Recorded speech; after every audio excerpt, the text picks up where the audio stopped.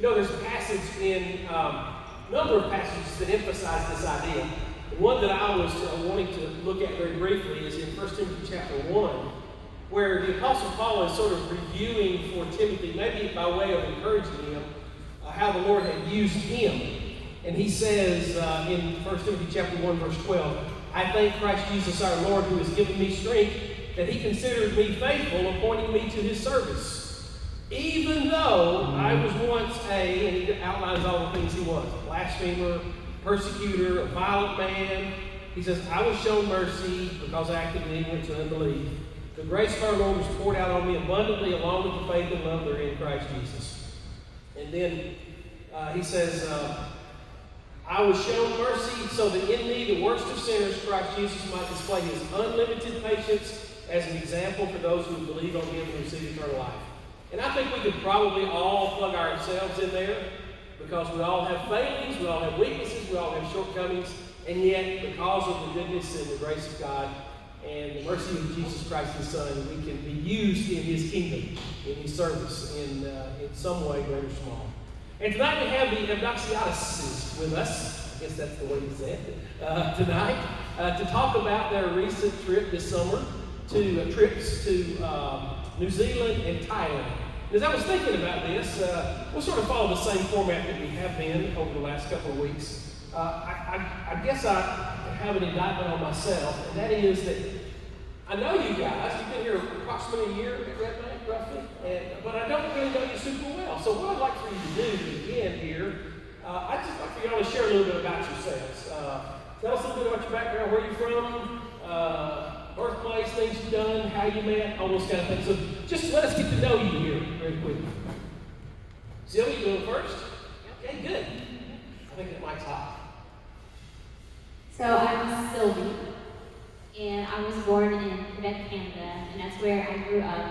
And this is a place that's highly Catholic, but non-practicing. So most people don't believe in Jesus. They live their life how they want. And my mom became a Christian when I was about 2 years old. So I got to grow up in the church with her. My dad is still not a Christian. But when I was young, we had missionaries come from the United States during the summer for a week. And they would do a VBS for us. And I was so inspired. And I think I was 12 years old. On my birthday, I had a cake. And I blew out all my candles. And my wish was to marry a missionary. I wanted to be a missionary from such a young age. I moved to the States when I was 14, and I learned about Harding University, which is a Christian university. I never even knew that there was such a thing as a Christian university, so I was always there, went there, and that's where I met Eris. There you go. And now the story flips over to your page. All right. So I'm Eris Evdoxiatis. I was born in it used to be a little suburb of Athens called Blythada. What, Athens, Tennessee, is that? Yes. South side. Athens, Greece, right? Athens, Okay. Greece, yes. I was, I guess I am, the son of a missionary. My parents were both missionaries that came to Whites Ferry Road, School of Preaching in the 70s, graduated from there and came back to Greece to preach. But my mom and my grandmother, her mom, were first generation Christians in Greece. It was right when the gospel was beginning to get spread. For some of the wiser folk in here with white hair, I don't know if you've ever heard of the name of Steve Dumas. It was a minister out in Florida, really big in that area. He ended up, he was a great immigrant to the States when he was a little boy. He was 9 years old, and his parents and him became Christians, and he is the one that brought the gospel to Greece.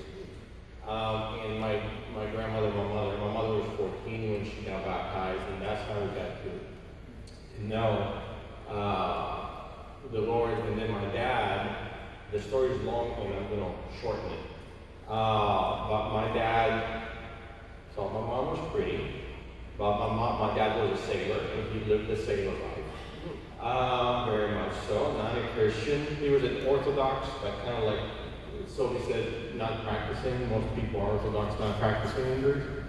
And so he came to persecute the church whenever he found out that my mom was something other than Orthodox, because back then in Greece, and even still today to an extent, there is this set of laws called anti-proselytism laws, that if you try to teach anything other than the Orthodox Church, you could be put to jail. And my grandmother did. She went to jail a couple of times, but they found out that she was more trouble in jail than out of jail, because she was preaching to everybody.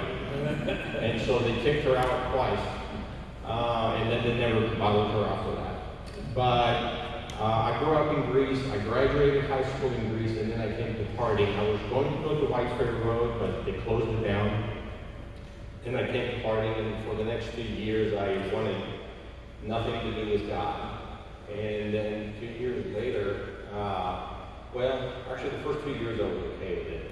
Then I didn't want anything to do with God, and then I met Sylvie, and she liked God a little bit too much, and I liked her a lot. And so we kind of had to figure that part out. And then eventually we got married, and for a couple of years we went up to Ohio. We lived in Ohio, we lived in Arkansas for a bit, and then we came back to Arkansas from Ohio, and we started talking about maybe doing a bit of missions. Okay. Kind of very quickly how we got into missions, we were wanting initially to go to Panama to do long-term missions, because we had some friends there and they needed workers. For the first time, I started learning Spanish. Greeks don't learn Spanish. We don't have Spanish people around there. And so I started learning Spanish, and she teaches Spanish, so that worked out. Then that didn't work out with Panama. We tried a couple of times, it didn't work out. And then we thought about maybe going to China. Because at that point I had started teaching at Harding, and there were several students, that were Chinese students that were coming to Harding, and that kind of got me interested in that. And so Global Outreach and Organization for Harding was advertising and meeting leaders, and so we essentially signed up. And at a point they told us, where do you want to go? I said China. I was in a meeting by myself with Ken, the director. And I said, we thought about China. And he said, we got something maybe in China. But I knew that they needed more, so we need somebody to go. And they said, New Zealand and Fiji. And I was like, nobody wants to go to New Zealand and Fiji? That's gorgeous. Why wouldn't you want to go? And then they were like, no, we don't have anybody. I said, I'll go. And they were like, okay. And then I go back to Sylvia and said, we need to figure out where New Zealand and Fiji is. She's like, why? Because we're going. And so about 9 months later, we took a group from Harding, and we repeated that trip 6 years in a row. And we were going to be there the 7th year, but 2020 happened. And New Zealand was the most tightly closed country of all, as far as, like, nobody came in and out of the country for 2 years. The minister that we worked with there, he's from South Africa. His wife is from South Africa. She went to visit her family. They wouldn't let her come back for 9 months. So, and she's a citizen of New Zealand. So it was pretty rough. And the reason why we went to New Zealand this year is kind of to reestablish. But also in 2017, we started doing work in Thailand. We did in 2017, 2019. Because we went to Australia and Vanuatu, if you know where Vanuatu is. You've been there? In between. And we have been to several places. We've been to Mexico, we've been to several places in the States, we've been to Canada, we've been to, I don't even remember all the places we've been to. You mean Canada, the 51st state of the US? Right. Just kidding. Okay, so you kind of answered the question that I wanted to follow up with next. But that's okay, I still want to. Last week we heard a lot from several of the kids who said something to this effect. I didn't really have anybody from my family with me on this trip. And they kind of became their own family, which is wonderful. Okay, let me just tell you, if you've never been on a mission trip, you will experience that. You even a short-term 1 week, 2 week, 3 week mission trip, you'll have some bonding there with people that will stay with you the rest of your life. And so I encourage you to do that from that standpoint. But that's not your experience, at least this past summer. And so you've taken your family with you and gone to New Zealand and Thailand, and we'll talk about those specific places in a minute. But tell me a little bit about the genesis of that. Like I said, I think you probably alluded to it already, but why did you decide to bring your kids along, and how long have you been doing that, and that sort of thing? We started in 2014, this list was 2. You have a 2-year-old, you're not gonna, you've been behind for 6 weeks. Yeah. It just doesn't sound right. But we've never thought to do it otherwise, always with our family. When I was pregnant with Theo, we started thinking, oh, should we take the summer off? Because he's going to be a baby. And then we prayed and thought about it. Why should having a baby stop us from doing God's work? And so we went on faith and we had him, and his passport came in 2 days before we left, and we went. How about that? So he went as an infant then, newborn, it works. So that's awesome. Okay, so you've been doing this then for, what's that, 11 years now? 11 years. Okay, good. And so, again, I think your previous experience with New Zealand and Thailand probably is a part of the reason that you chose those places. But why did you choose to go back there this summer in particular? So Sylvia and I have always had this mentality of not going to places where they're cookie cutter, because there are a lot of mission places that have people going constantly. Mm-hmm. And I don't want to diminish the work or the value of the work, but sometimes it does feel like here's your designated church Christ number, go and sit in this cubicle and do this for a week. Yeah. And so we decided to go to places that people rarely, if ever, go, and to do missions in as many places as we can go that haven't had any people. New Zealand specifically, because a lot of people know it as kind of like the land of Frodo and Lord of the Rings. People see it as a hard place to go to missions because they're like, they don't need Jesus, they got everything. It's a beautiful country. They got a different set of problems that they need a lot of help with. And I saw that, the first couple of times we were just sent because we were told there's a need there. Right. But we kept going because this was our 7th time to go back to New Zealand. The need is extreme in New Zealand right now, and nobody's going. Like, you might have 1 or 2 people every so often show up, but nobody's going. Is some of that having to do with the COVID stuff? Some of it has to do with COVID. And then the distance, maybe? Distance is a big part of it. We realized early on that going to a mission trip for a week is not a good thing.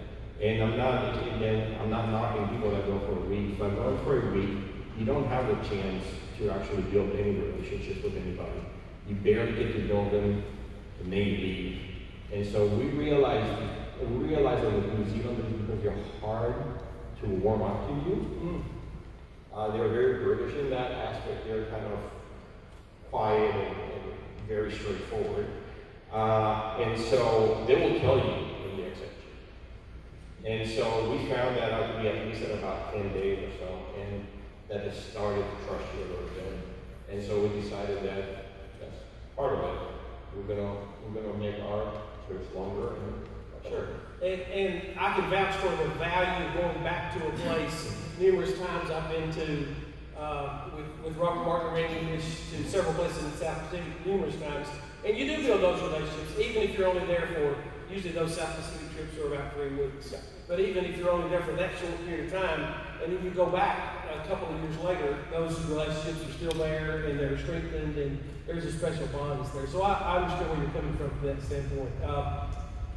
So let me say this, they put together a couple of very good, very well done YouTube slideshow videos that you can access.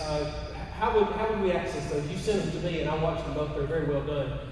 Do you have a YouTube page or is there a... Yes. Okay. I also have a Facebook, so get on Facebook and ask me. Okay. Anything that we do, we try to put up there. Part of it is being from a missionary background. I know the missionaries have to report on it constantly. And we wanted to do it a little bit differently. We wanted to kind of make videos of what our life experiences are while we're doing what we're doing. And we tried to update it a lot more often than maybe once a month, a kind of a dry letter. Here's what we did, thank you for the funds. And so... Which is good. That's good. Thank you for the funds is good. Yeah. Oh, yeah. Definitely. But we do that so it's more about something that you can relate to rather than just a piece of paper. We're a very visual society. Yeah. And so if you contact me, I'll send you the links to the page. If anybody follows me on my Facebook page, at least I usually post about things like that. But yeah. Okay, and I will try to figure out a way that maybe we can put a link to those or even show those on our YouTube channel as well. So that way you can watch them if you can't find them any other way. But I'm sure, and I won't speak for you, but I believe that if you would like to have the link to those videos, they'll be glad to share that with you tonight. So just let them know about that. So give us kind of a brief summary of some of the things that you did, first in New Zealand and then later in Thailand, how you guys want to go about that. So yeah, there you go. Okay, so I'm super thankful that we went to New Zealand because New Zealand inspired me and got me ready for Thailand. God works that way. He just teaches you things as you go. But when I was in New Zealand, I met this lady, her name was Cheryl, and she was from Jamaica. So she's a missionary in New Zealand. And she had been a missionary in China, and she was telling me how she was using the Discovery Bible method teaching English. If you guys don't know what that is, you read the passage 3 times and then you summarize it. But she was using it to teach English, which is what we do in Thailand. And so I took that idea, so inspiring, and in Thailand, that's what I got to do. I used the short passages of the Bible. I didn't do it exactly the way she did. I kind of morphed it to something that worked because they really wanted to learn English.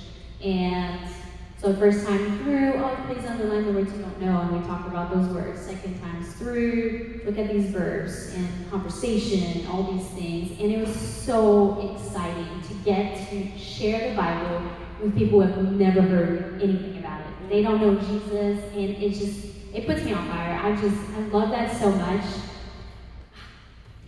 That's the big summary right there. Okay. Little summary. That's a brief summary, but so in other words, you took advantage of your training in languages to not only teach English, obviously, but then mainly to share the gospel in the process, and that's a wonderful way to do it.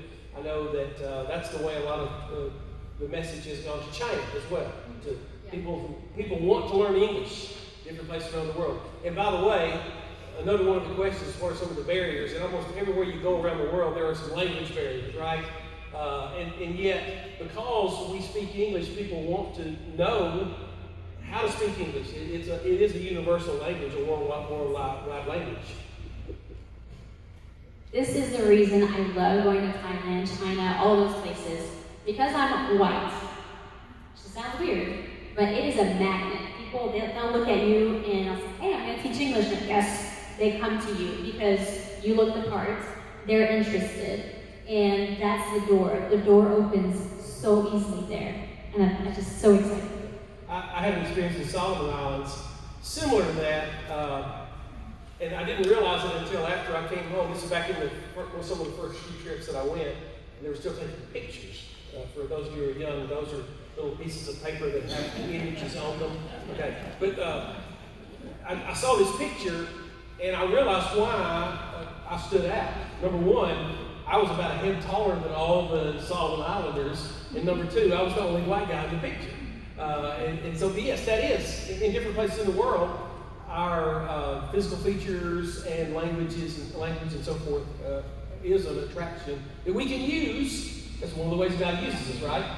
To share His message. So, what are some other things you did in some of these places? I know besides the emphasis on teaching, I saw in the video some construction stuff going on too.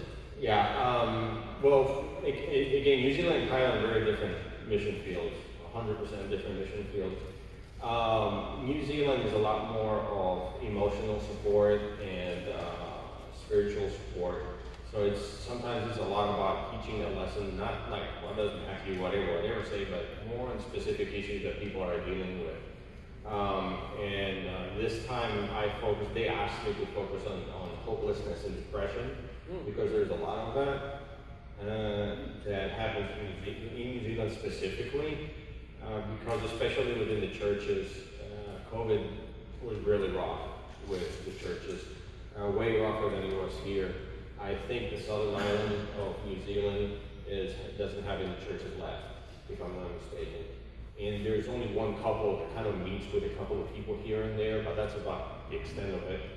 The northern island has, I would say, maybe 7 or 8, but they are down to about less than half what they used to be, I think, before COVID. And many of those churches, if you don't know that, many of those churches were, like New Zealand was the 4th country that, 5th country that the Church of Christ, what I would call, I guess, the modern Church of Christ, spread to. So many of those churches started in the 1800s, and they're still going.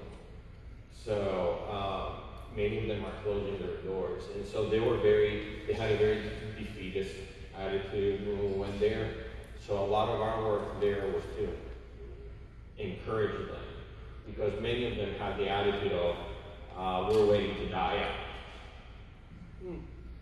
Yeah, and that's sadly something that we see in the United States in some places as well. Yeah. Thankfully not here, and we're grateful for that. So in New Zealand there was a lot of that, and so it's a lot about community building, relationships in communities. Part of the reason that we stayed in one location this time and we did not visit multiple locations is because we wanted to focus in one area. And we tried to do a lot of things like community coffees and they call them sausage sizzlers. It's a very usual thing in New Zealand that people cook sausages in the front and people kind of pick it up for free. And you get a chance to talk to them. And we would call that grilling hot dogs, right? Right. But we're there. We're not here. Right. When in Rome, right? Right. And so, but unfortunately this year we were plagued with extremely heavy rain. It was non-stop rain. So from the, I think 15 or 16 days that we were there, I want to say at least 13 of them were heavy rain. But we still got every chance that we had to do that. But it made us change our plans a lot. And what we did is we focused heavily on encouraging people there and tell them, look, there is hope. There is a lot of hope. And I know it's hard, I know it's tough. But you know, we are only one family, but we'll do the best that we can to help. And you know, and other people might want to help too in the future. And so that was a lot of New Zealand. And we had lots of Bible studies. We had a lot of meals with brothers and sisters in Christ. There were a couple of churches that closed down that started meeting in the church that we were working with, which is actually kind of good for them, because the church went from 18 people, which is a fairly usual size for a church in New Zealand, to 55. And so they were like, whoa, we have people. So that was good. That actually gave them quite a bit of a boost. Then Thailand, very different beast. So the first 2 weeks we set up teaching English, and we did not do the LSD program per se. We were going to teach English, plain English, you know, not necessarily using the Bible, but we would gauge their interest. And we would do a lot of activities that we would invite them in. And in those activities, we would always make it known that, you know, this is a church, we're doing it through a church, through the blessing that people help both here and internationally. And, you know, if you're interested, we're more than happy to talk to you. And we helped start it. There was a lot of marketing that went around from the church itself. In the area, they focused more on the immediate area rather than Bangkok, because Bangkok is 13.5 million people. It's very hard to market to all of them. And so very expensive. So we did that, and we had, which I don't know what you think of this number, but we had 60 people sign up and show up, which is last year we had 5. So we had 60 people sign up. And many of them work, Asian countries, the people usually get up at like 6 in the morning, 5 in the morning, and they work 7 a.m. to 10 or 11 o'clock p.m., 7 days a week. That's their life. So whenever you tell them come to something, they have to close down the store and come, usually, or leave their job, because they don't want to do that. And so, anyway, so that to us was a big deal because we understand how the culture works there really well. And so we had 60 people show up. Some of them couldn't make it because of work, but we had well over half of them actually stay. And the week before we left, which was 7 weeks later, because we were there for 7.5 weeks, we kind of started talking to all the teachers and say, who is showing interest, who is actually engaged in some kind of Bible study. And we had 16 very interested in continuing it, and it's in a very, it's almost 100% Buddhist in Thailand, and very Orthodox Buddhist. They're not like, China is kind of like a lax thing. Buddhism is more of a lax thing. It's not really that much of a religion. In Thailand, they're very dedicated to Buddhism, so it's very difficult to break them for it because they lose family if they do. And so we had 16 of them that they were pretty engaged in the learning about the Bible, coming with us. Several of them said, well, we are going to dedicate time to come to church every Sunday. Then we had another, I want to say about 6 or 7, and they were a bit on the fence. But there were about a little bit over 30 people out of the 60 that stayed for the whole 3 months. And many of them, I still see them. I got to this morning because they're 12 hours ahead, so it's tomorrow for them. And this morning I got on at 7 o'clock in the morning, it was 6 o'clock actually in the evening on Wednesday, and I followed their Wednesday night. And I saw several of the people that we've been talking to, they're still coming around, still very excited, which is for us is amazing news. So not only the direct benefit that you had, but then you're leaving there opportunities for the missionaries that are there on the field to follow up and give them opportunities. And that's always one of the great things that a relatively short-term mission trip can do for the local works there. Well, and we also go with the mentality of the work is theirs, not ours. Yes. We don't bring Christians back to us. We don't baptize them. We don't do any of that. I mean, unless somebody really says, "Can you please baptize me?" I have this connection. And we're like, if somebody is interested, we'll direct them to local, because most of the work there is locally done. It's not. We are weekend warriors, really. But after that, sorry, and I'm kind of long-winded. But after that, we went on a 2-week trip where we we laid the foundation of a new church out in the jungle. And we did start with cutting down trees to use those trees to put the church up. It was kind of interesting. There's some stuff on the video that's interesting. Yeah, they just kind of gave me a chainsaw and said, hey, can you cut a few trees down? We need to put a church up. And I said, okay. And then the next one that we went to, it was mostly there, but they needed a lot of interior work to be done. So I did a lot of construction. Some of it, I did quite a bit of the wiring in there. Plumbing was already done. And then the third church that we went to, it was a lot about updating it. It's up in the mountain above the cloud line. And we went up there. We go there every year. And they are all coffee farmers in that area, which made for very good mornings. We build, it might sound like silly, but their podium was eaten by critters, so they needed a new podium, so I made one from scratch for them, which was very fun. Yeah. Made the Lord's table, they didn't have one. A few other things that we built up there, so it was more updating, more all electrics, new lights. That kind of stuff. Good. And then we came back and we focused a lot on working with the church that the English program works with. So tell me just a little bit about how your kids plug into all this. On the video, I saw your kids being engaged some and all that kind of stuff. Talk about how they react to this, how they go about it, how they connect, and so forth. Either. That's more of a struggle. Sometimes it goes really well, especially if there are other children around, then they they do a great job. Sure. When we went to the second church, it was right next to Myanmar. Yeah, it was a mile and a half away. A mile and a half away from Myanmar, this village where tourists do not go. And these people were very shy. But they took to Celeste. They loved her. And she was able to just open them up where we couldn't. Usually we're the ones who are so good at talking to people, but not there. There it was Celeste, and that was her gift there, which is really cool. And so sometimes it's kind of unintentional. You know, you just leave yourself open, and God uses your talents. And I'm always trying to think of ways to be able to include them. It is a little harder because this year we were working more with adults. But there were a couple kids that came, and our kids always hung out with them, and those kids came. Sure. Yeah, and kids seem to get along better in those situations sometimes than we do, as a general rule. So, again, having experienced this quite often and kind of knowing what some of the pitfalls are, did you face anything especially difficult this time?